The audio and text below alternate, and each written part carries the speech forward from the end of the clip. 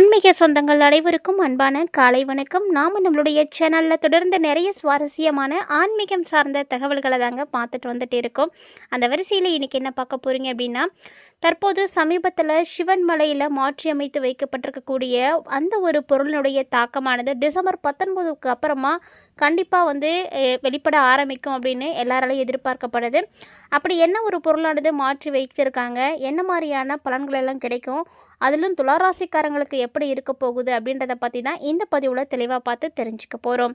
வீடியோக்குள்ளே போகிறதுக்கு முன்னாடி நீங்கள் நம்ம சேனலை சப்ஸ்கிரைப் பண்ணாமல் இருக்கீங்க அப்படின்னா மறக்காமல் சேனலை சப்ஸ்கிரைப் பண்ணிக்கோங்க. கூடவே பக்கத்தில் இருக்கிற பெல் சிம்பிளையும் கிளிக் பண்ணிக்கோங்க.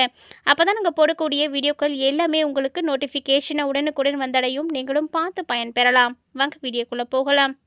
திருப்பூர் மாவட்டம் காங்கேயம் அருகே இருக்கக்கூடிய சிவன் மலையில் இருக்கக்கூடிய சுப்பிரமணிய சுவாமி கோவிலில் ஆண்டவனுடைய உத்தரவு பெட்டி அப்படின்றது ஒன்று வைத்து வழிபாடு செய்யப்பட்டுருக்கு. அந்த உத்தரவு பெட்டியில் இப்போ பார்த்தீங்கன்னா சமீபத்தில் கடல் நீர் வைத்து சிறப்பு பூஜைகள் எல்லாம் செய்துட்ருக்காங்க. அதாவது கடல் நீர் வைத்து வழிபாடு செய்யப்பட்டிருக்கிறதுனால ஒருவேளை இயற்கை சீற்றங்கள் ஏதாவது ஏற்படுமோ, சுனாமி இந்த மாதிரி ஏதாவது வந்துடுமோ அப்படின்ற ஒரு கேள்வியும் மக்களிடையே வந்திருக்குங்க. அதாவது சிவன்மலையில் இருக்கக்கூடிய சுப்பிரமணிய சுவாமி கோவிலில் ஆண்டவன் உத்தரவு பெட்டி அப்படின்ற ஒரு பேரில் வினோதமான வழிபாடுகளை செய்துட்ருக்காங்க. இந்த மலைக்கோயில் பார்த்திங்கன்னா எந்த கோவிலுக்கும் இல்லாத சிறப்பு அம்சமாக இருக்கிறதே இந்த ஆண்டவனுடைய உத்தரவு பெட்டி தாங்க. இந்த உத்தரவு பெட்டியில் வைத்து எந்த ஒரு பொருளானது வழிபாடுகள் செய்கிறாங்களோ அந்த பொருளினுடைய தாக்கம் சமூகத்தில் கண்டிப்பாக இருக்கும் அப்படின்றது மக்களிடையே நம்பிக்கையாக இருக்கக்கூடிய ஒரு விஷயம். ஸோ இந்த ஆண்டவன் உத்தரவு பெட்டியில் பார்த்திங்கன்னா தற்போது கடல் நீர் வைத்திருக்காங்க.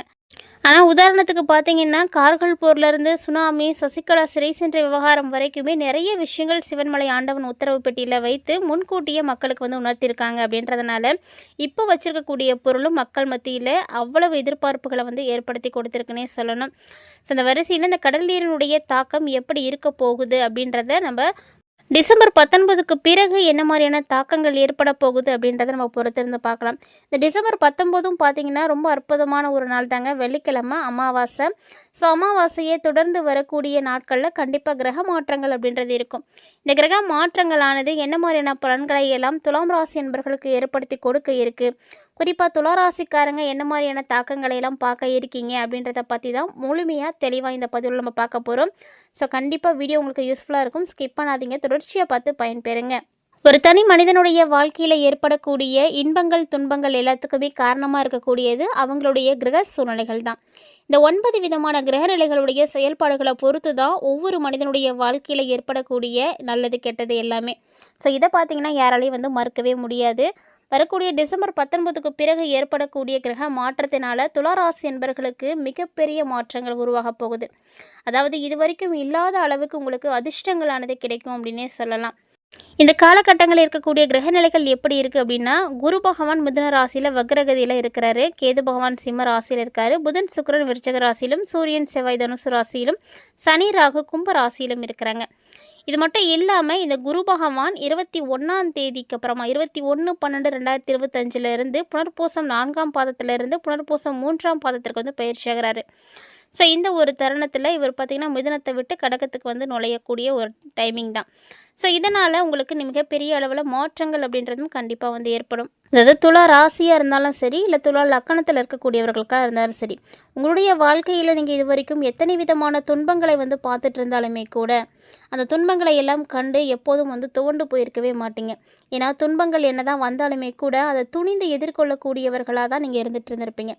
அதாவது நேர்மை, துணிவு இதுக்கெல்லாம் பேர் போனவங்க துளாராசிக்காரங்க. நீதி, நேர்மை, நியாயம், தர்மம் இதெல்லாம் பார்த்து செயல்படக்கூடியவங்க அப்படின்னு தான் துளாராசிக்காரங்களை சொல்லணும். ஏன்னா அந்த அளவுக்கு அவங்களுடைய ராசிக்கு ஒரு மதிப்பு இருக்குது. இவங்கக்கிட்ட போனால் இவங்க நேர்மையாக தான் இருப்பாங்க, உண்மையை தான் சொல்லுவாங்க, எந்த விதமான பொய்யும் இவங்களால பேச முடியாது அப்படின்றதெல்லாம் துளாராசிக்காரங்க அப்படின்னாலே நம்ம புரிஞ்சிக்க முடியும். உங்களுக்கு பார்த்திங்கன்னா இந்த காலகட்டங்களில் சந்திர பகவான் ஜென்ம சனியில் இருக்கிறாரு. ஸோ உங்களுடைய ஜென்ம சனியில் இருக்கிறது உங்களுக்கு ஒரு சிறப்பான ஒரு அம்சம் தான் சொல்லணும். ஏன்னா மனோகாரகன்னு சொல்லக்கூடிய சந்திர பகவான் உங்களுடைய ஜென்ம ராசியில் இருக்கிறது உங்களுக்கு மிகப்பெரிய மாற்றத்தை உண்டு பண்ணி கொடுக்கும். 10ஆம் இடத்தின் அதிபதியாக இருக்கக்கூடியதுனால வேலை இல்லாமல் இருக்கக்கூடிய துளாராசி என்பவர்களுக்கெல்லாம் கண்டிப்பாக ஒரு வேலை கிடைக்கும். எப்போ கிடைக்கும்னா டிசம்பர் 19க்கு அப்புறமா நிச்சயமாக வேலை கிடைக்கும். அது வரைக்கும் உங்களுக்கு வேலையே இல்லாமல் இருந்திருக்கலாம். ஆனால் டிசம்பர் 19க்கு அப்புறமா பார்த்திங்கன்னா வேலைகள் உங்களுக்கு அடுத்தடுத்து கிடச்சிக்கிட்டே இருக்கும். வேலை இல்லாதவங்க எல்லாருமே இந்த டைமில் வந்து முயற்சி பண்ணுங்கள். உத்தியோகத்தில் இருக்கக்கூடியவர்களுக்கு ஒரு நல்ல ஒரு மாற்றம் கிடைக்கும். இல்லை வேலையே இல்லை அப்படின்றவங்களுக்கு வேலை கிடைக்கும். ஒரு வேலையில் நீங்கள் ஏற்கனவே இருக்கீங்க அப்படின்னாலுமே உங்களுக்கு பிடித்தமான வேலைக்கு நீங்கள் மாற்றம் செய்வீங்க. ஸோ இந்த மாதிரி எல்லா விஷயங்களுமே நடக்கும். வேலை சார்ந்த விஷயங்கள் உங்களுக்கு கண்டிப்பாக இருக்குது. வேலைக்காக முயற்சிட்டு இருக்கக்கூடியவங்களுக்கெல்லாம் உங்களுக்கு நல்ல சம்பளத்தோடைய வேலை கிடைக்கும். நீங்கள் எதிர்பார்த்த சம்பளத்தை விட இன்னும் அதிகமான சம்பளத்தோடய உங்களுக்கு வேலை கிடைக்கும். 10ஆம் இடத்துல குரு பகவானும் உங்களுக்கு உச்சம் பெற்று இருக்கிறாரு அப்படிங்கும் பொழுது கண்டிப்பாக துளாராசிக்காரர்களுக்கு வாழ்க்கையில் முன்னேற்றங்களானது ஏற்படும்.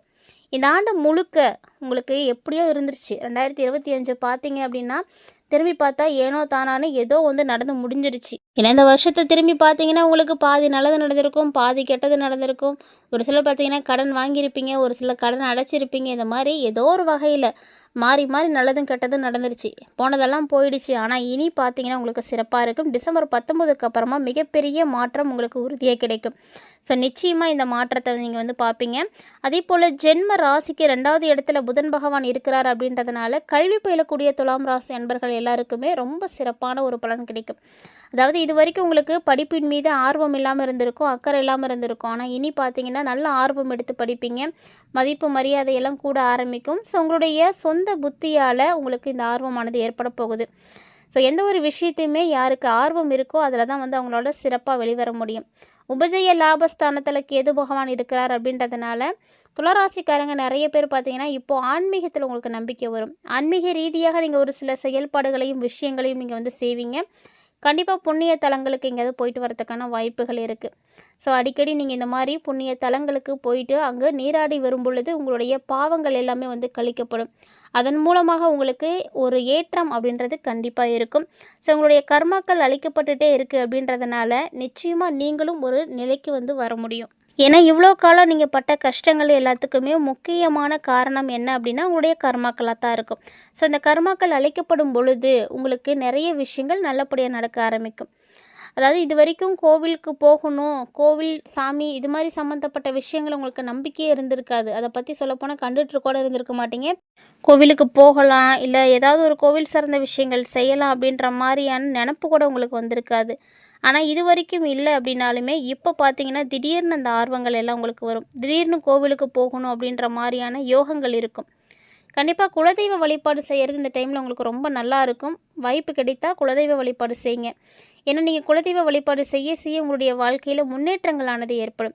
3வது இடத்துல சூரியனும் செவ்வாயும் இருக்கிறதுனால உங்களுக்கு அப்பப்போ தேவையில்லாத தடைகள் வரும், தேவையில்லாத பிரச்சனைகள் ஏற்படும். நீங்கள் யாருக்கெல்லாம் நல்லது செய்கிறீங்களோ அவங்களாலேயே உங்களுக்கு கெடுதல் வரும். நீங்கள் யாரெல்லாம் வந்து பாவம் அப்படின்னு நினைக்கிறீங்களோ அவங்களே உங்களுக்கு வந்து துரோகம் வந்து செய்வாங்க, அவங்களே உங்களுக்கு பிரச்சனையாகவும் இருப்பாங்க. யாருக்கு நீங்கள் நல்லது செஞ்சீங்களோ அவங்களாலேயே வந்து உங்களுக்கு தப்புகள் எல்லாம் நடக்கும். போட்டி பொறாமைகள் இதெல்லாம் வந்து இருந்துட்டு தான் இருக்குது, இன்னமும் இருக்குது. உங்களை பார்த்து போட்டி போடக்கூடியவங்க, பொறாமப்படக்கூடியவங்க பலரும் வந்து சூழ்ந்திருக்கக்கூடிய நிலையில் இந்த போட்டி பொறாமையிலிருந்தெல்லாம் நீங்கள் வெளியே வரணும் அப்படின்னா கண்டிப்பாக அதுக்கு இறை வழிபாடு மட்டும்தான் கை கொடுக்கும். ஸோ இறை வழிபாடு அப்படின்றது உங்களுடைய இஷ்ட தெய்வங்கள் எது வேணால் வழிபாடு செய்யலாம். ஆனால் கண்டிப்பாக குலதெய்வ வழிபாடு செய்யணும். இந்த குலதெய்வ வழிபாடு உங்களுக்கு மிகப்பெரிய அளவில் மாற்றங்களை கொடுக்கும். குலதெய்வ கோவிலுக்கு போனீங்கன்னா அங்கே குலதெய்வத்துக்கு மரம் ஏதாவது இருக்கும் இல்லையா, அந்த விருச்சகத்துக்கு நீங்கள் கற்பூரம் காட்டி வழிபாடு செய்துட்டு வாங்க. மிகப்பெரிய அளவில் நன்மை கிடைக்கும். ஸோ துளாராசிக்காரங்க எல்லாருமே இந்த பதிவை நீங்கள் தெளிவாக பார்த்துருப்பீங்கன்னு நினைக்கிறேன். அடுத்தடுத்து உங்களுக்கு நல்ல விஷயங்கள் நடக்க போகுது அப்படின்றதினுடைய அடித்தளம் ஆரம்பம். பொதுவாக நம்ம ஒரு நல்ல காரியம் செய்கிறோம் அப்படின்னா முதல்ல என்ன செய்வோம்? இறை வழிபாடு செய்வோம். இறைவனை வழிபாடு செய்துட்டு தான் எந்த ஒரு நல்ல விஷயத்தையும் செய்வோம். அப்போ தான் அது தப்பு இல்லாமல் தடை இல்லாமல் நடக்கும். அதே போல தான் உங்களுக்கு 2026 பிறக்கக்கூடிய இந்த ஒரு தருணத்தில் இந்த மாதம் டிசம்பர் 19க்கு அப்புறமாவே நீங்கள் மாற்றங்களை சந்திக்க போகிறீங்க. ஸோ அதனால் என்ன பண்ணுறீங்கன்னா டிசம்பர் 19லேருந்தே அமாவாசைக்கு வழிபாடு செய்யுங்க. கோவிலுக்கு போக முடியறவங்க கோவில் போய் வழிபாடு செய்யுங்க. முடியாதவங்க மனசார பிரார்த்தனை செய்துக்கோங்க. கண்டிப்பாக உங்களுக்கு நல்ல மாற்றம் கிடைக்கும். இது வந்து 2026 உங்களுக்கு சிறப்பாக ஆக்கி கொடுக்கும் அப்படின்றதுக்கான ஒரு முன்னோட்டம் அப்படின்னே வச்சுக்கோங்களேன். இப்போ நீங்கள் இறை வழிபாடு செய்து ஆரம்பித்து வைங்க. உங்களுக்கு அடுத்தடுத்து நிகழக்கூடிய விஷயங்கள் எல்லாமே வந்து சிறப்பாக முடியும். துளாராசி என்பர்களை பொறுத்த வரைக்கும் உங்களுடைய குலதெய்வம் தான் உங்களுக்கு வந்து காக்கும் தெய்வம். ஸோ குலத்தை காத்து உங்களை நல்ல அருள்பாலிக்கக்கூடிய ஒரு இடத்துல இருக்கக்கூடிய குலதெய்வ வழிபாடு செய்யுங்க. உங்களுடைய குலதெய்வத்தினுடைய பெயர் என்ன அப்படின்றத மறக்காமல் வந்து கமெண்ட் பாக்ஸில் கமெண்ட் பண்ணுங்கள். ஸோ கண்டிப்பாக வாய்ப்பு இருக்கக்கூடியவங்க எல்லாருமே இந்த அமாவாசைக்கு நீங்கள் உங்களுடைய குலதெய்வத்துக்கு போயிட்டு வாங்க. உங்களுடைய குலதெய்வத்தினுடைய பெயர் என்ன அப்படின்னும் மறக்காமல் வந்து கமெண்ட் பண்ணுங்கள். ஸோ கண்டிப்பாக இந்த மாதிரி வழிபாடுகள் தான் உங்களுக்கு இந்த டைமில் கை கொடுக்க போகுது. ஆன்மீக ரீதியாக கொடுக்கப்படக்கூடிய இது போன்ற எளிமையான பரிகாரங்களை மறக்காமல் வந்து செய்யுங்க. ஏன்னா நம்ம நிறைய செலவுகள் பண்ணி நிறைய பூஜைகள் பண்ணி தான் பரிகாரங்கள் பண்ணணும் அப்படின்றது கிடையாது. எளிமையாக செய்தாலும் அதை ஆத்மார்த்தமாக நம்பிக்கையோடு செய்தோம் அப்படின்னாலே போதும். கண்டிப்பாக அதன் மூலமாகவும் நமக்கு நிறைய நன்மைகள் நடக்கும். துளாராசி என்பர்களே, தைரியம் அதிகரிக்கக்கூடிய எந்த ஒரு டைமை நீங்கள் மிஸ் பண்ணாதீங்க. அதுலேயும் குறிப்பாக ஐடி தகவல் தொடர்பு துறைகளில் இருக்கக்கூடியவங்களாக இருக்கீங்கன்னா நீங்கள் மிகப்பெரிய அளவில் வெற்றி அடைவீங்க. ஸோ உறுதியாக வந்து நம்பிக்கையோடு இருங்க. இந்த பதிவில் நீங்கள் நிறைய தகவல்களை எல்லாம் பார்த்துருப்பீங்கன்னு நினைக்கிறேன். கண்டிப்பாக துலாம் ராசி என்பர்களுக்கு இந்த வீடியோ பதிவில் கூறப்பட்டிருக்கக்கூடிய தகவல்களை எல்லாமே பிடிச்சிருக்குன்னு நினைக்கிறேன். உங்களுக்கு பிடிச்சிருந்தது அப்படின்னா லைக் பண்ணுங்கள், ஷேர் பண்ணுங்கள், மறக்காமல் கமெண்ட் பண்ணுங்கள். இது மட்டும் இல்லாமல் இந்த தகவல்களை நீங்கள் உங்கள் நண்பர்கள் மற்றும் உறவினர்களோடையும் ஷேர் பண்ணிவிடுங்க. அவர்களும் பார்த்து பயன்பெறட்டும். இந்த பதிவில் நீங்கள் பார்த்த தகவல்களை போல இன்னும் கூடுதலான தகவல்களோட மற்றும் ஒரு சுவாரஸ்யமான ஆன்மீக தலைப்பில் சந்திக்கலாம்.